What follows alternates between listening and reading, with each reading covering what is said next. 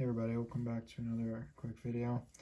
In this video, I'm gonna go over a little battery compartment life hack or Easter egg with the SONY HDR-CX405 camera that I've had for about 3 years now, and it's been serving me great ever since. I mean, it's your kind of budget camcorder that you could get on Amazon. When I bought this originally, it was like $200. I think it's more like $300 or $400 now.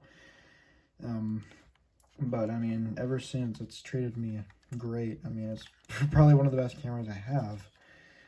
But yeah, I'm gonna go over a quick little battery compartment hack with it. Anyways, moving on. If you yourself are watching this and are a CX405 camera owner, you might notice on the bottom here that in the battery compartment here, I will notice that, or point out that this is broken for me. So for anyone that doesn't have this broken, it would probably just slide out like this, but I need to get this fixed. Nice. It's been like this for like 2 years and I haven't fixed it, so ignore that. But anyways, you may have noticed this piece right here is just there. You know, you would think another battery would go there because, you know, it's the same diameter and same size as another battery here. And it kind of is, and I'll show you why in a second.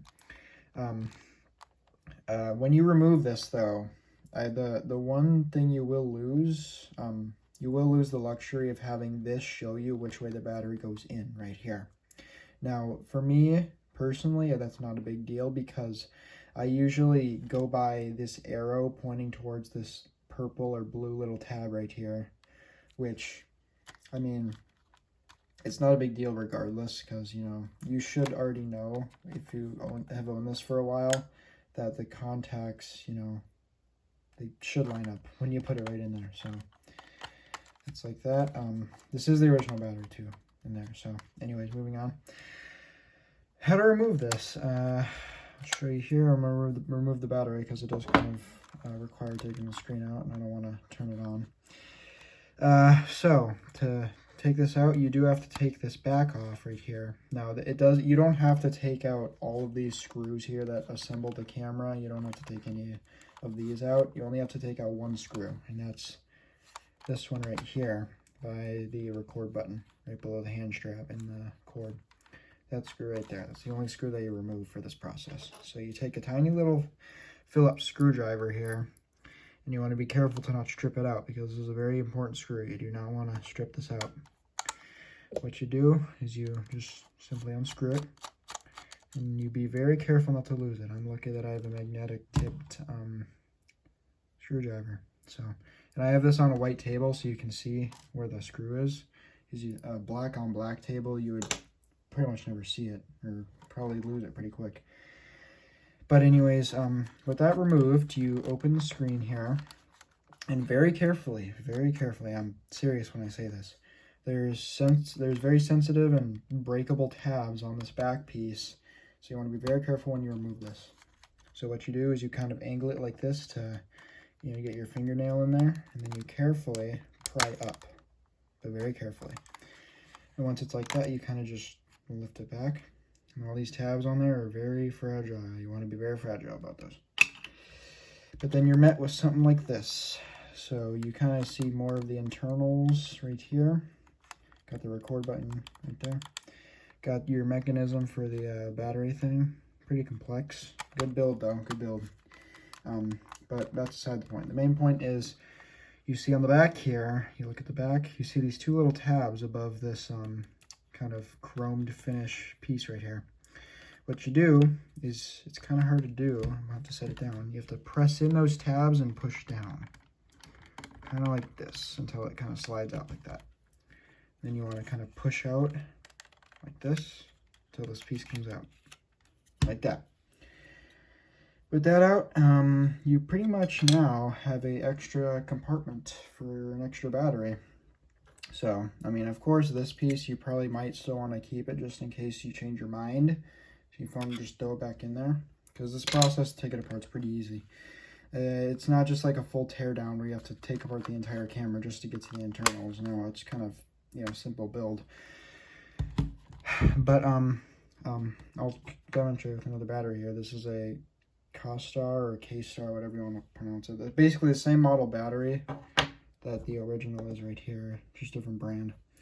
I'll demonstrate. It can go in different ways, doesn't really matter, but it just kind of slides in there, kind of like the piece itself.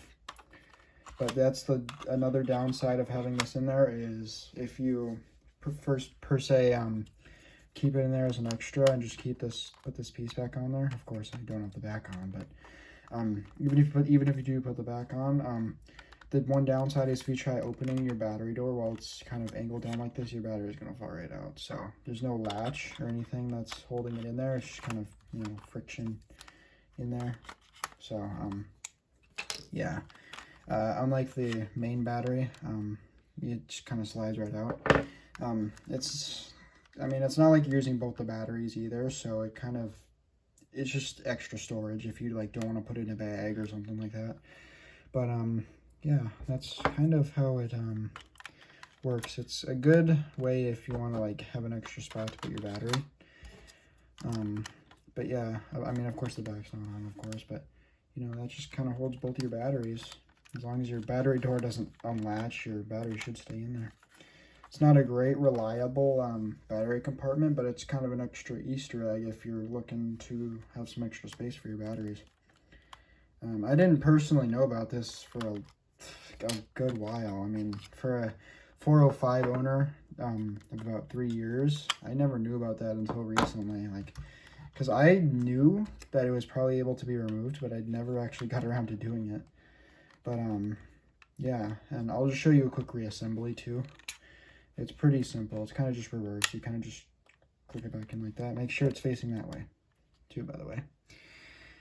Then of course what you do is you snap carefully, open the screen. You have to carefully, snap that back on like that. Make sure it's pressed on all the way. And then you get your screw right here, if I can pick it up and get it back on the screwdriver. And then you kind of throw it back in there like that, screw it in, make sure you don't strip it. And you're pretty much back to normal. So yeah, it's actually very simple. It's pretty much just 3 parts.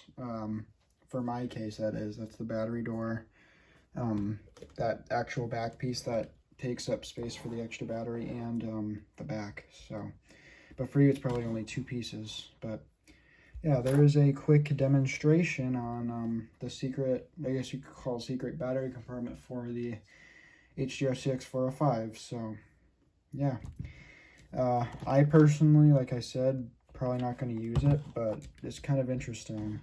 Interesting concept that Sony kind of left out. I'm kind of questioning why Sony designed it like that, but who knows. But yeah, that's basically it for this video on my 405 and that little life hack. So that's basically it for this video. Peace out.